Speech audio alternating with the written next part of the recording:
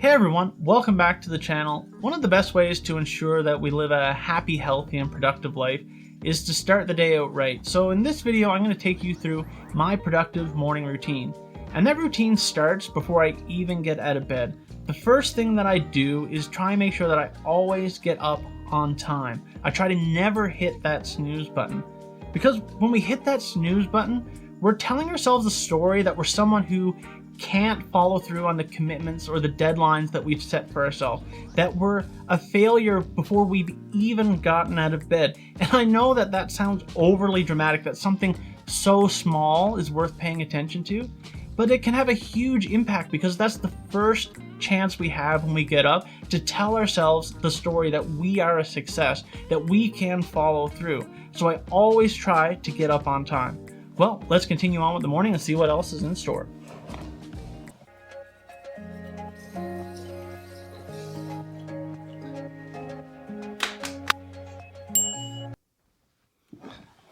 The next part of the routine is to kickstart the motivation cycle. We oftentimes think that motivation needs to come before action, but that's complete hogwash. We have it backwards. We need to get momentum. We need to get a few quick wins under our belt to help propel us through into the future. Now, there's something quick and easy that we can do in the morning that gives us a task already completed, and that's to make your bed. So let's get it done.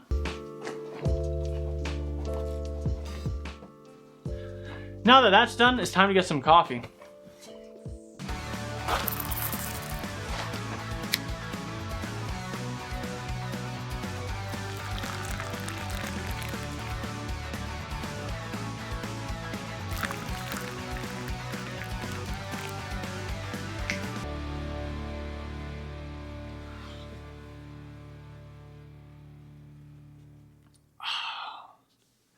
Now there's nothing quite like a large, venti caramel macchiato.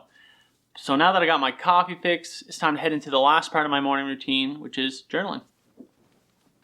Alright, so for my journaling I use an app called Roam Research, and I have a template built that pre-populates the components that I want to use for my morning journal. So let's take a look. So if I just load up my daily note, I can see that I have my morning pages. I'm going to list 3 things that I'm grateful for, 3 things that I want to accomplish today, as well as 3 daily affirmations. And that's going to help me get my mind clear, brain dump everything that I have in that morning pages to just get it out of my brain and onto paper.